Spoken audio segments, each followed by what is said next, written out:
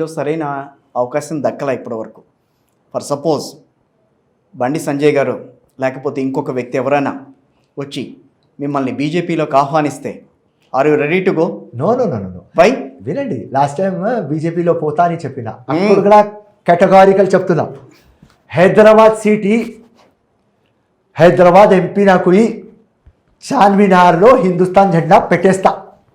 ఎందుకంటే నాకు ప్రూఫ్ చేయాలి ఆ రోజు. బీజేపీకి బీ టీం అసదుద్దీన్ దానికోసం అడిగిన, 100 సార్లు అడిగిన, ఇయ్యలేదు. Time is over. Born as a Congress, die as a Congress, అంతే. That's all. పొజిషన్లు వస్తానే పోతాయన్నా. పబ్లిక్ జిందాబాద్, జనతా జనార్దన్, ఆ దేవుడు ఉన్నాడు. ఓకే, ఫిరోజ్ ఖాన్ అడిగితే ఆ దేవుడికి అడుగుతా. కాలు మొక్కాలి అంటే నాంపల్లి ప్రజలు కాలు మొక్తా. ఎవరి దగ్గర మొక్కను. ఏది ఉన్నా ఇది ఇష్టం ఉంటే తీసుకురా, రక్తం ఇచ్చేస్తా. కానీ 5 సార్లు ఓడిపోయిన తర్వాత కూడా మీలో అదే రకమైన జీల్ కనిపిస్తోంది ఒక రాజకీయ నాయకుడిగా. ఏంటి కారణం? విప్లవం. ఎందుకు? దానికోసమే పుట్టిన. రియలైజేషన్ అయిపోయింది. రాజకీయాలంటే విరక్తి కలగల కలిగింది, కానీ అర్థమైంది ఇది ఒక బురదలో లోటస్ ఫ్లవర్ లాగా కావాలి. That's all. మార్పు తీసుకురావాలి. నెల్సన్ మండేలా ఆ సెల్లో ఉన్నాడు, కింద పెట్టినాడు సెల్.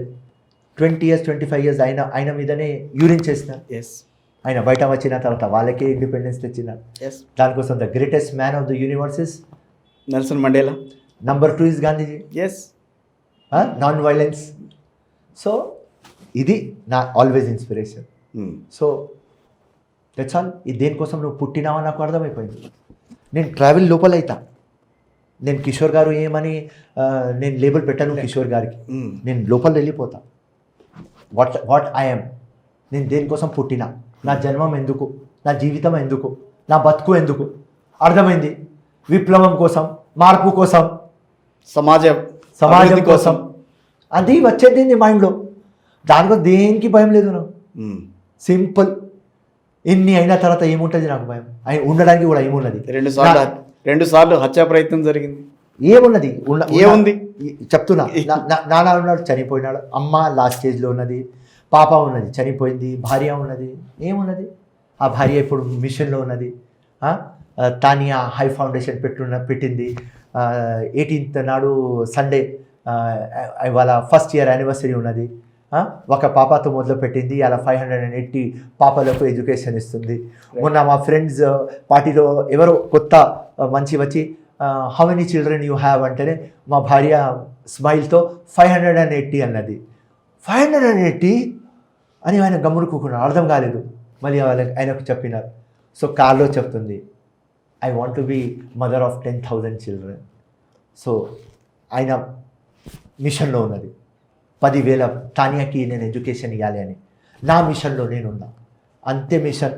ప్రజల కోసం, సమాజం కోసం. That's all. కొంచెం పక్కకు వస్తా, ఫ్యామిలీ గురించి వస్తాను. ఆల్రెడీ చెప్పారు. మల్లారెడ్డి మీద ఇంకా కోపం ఉందా మీకు? నో, మల్లారెడ్డి అప్పుడు రేవంత్ చెప్పినాడని నేను చెప్పినా. ఆయనకు ఒక పొగరు. ఏమరా సాలే అంటే ఆన్సర్ ఇచ్చిన. సాలే అర్థం ఏమరా భయ్ అని ఆన్సర్ ఇచ్చిన, అంతే. రేవంత్ అన్న అగేన్స్ట్ ఎవరైనా మాట్లాడితే ఎప్పుడు ఆన్సర్ ఇచ్చిన.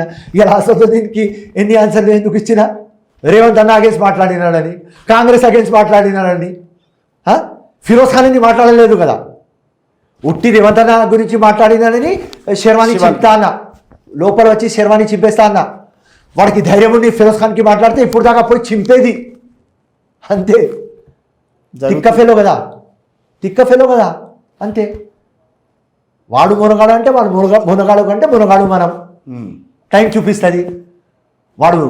వాడి శర్వాణి నేను చింపుతా, లేకుంటే నా వాడు చింపుతాడు. కానీ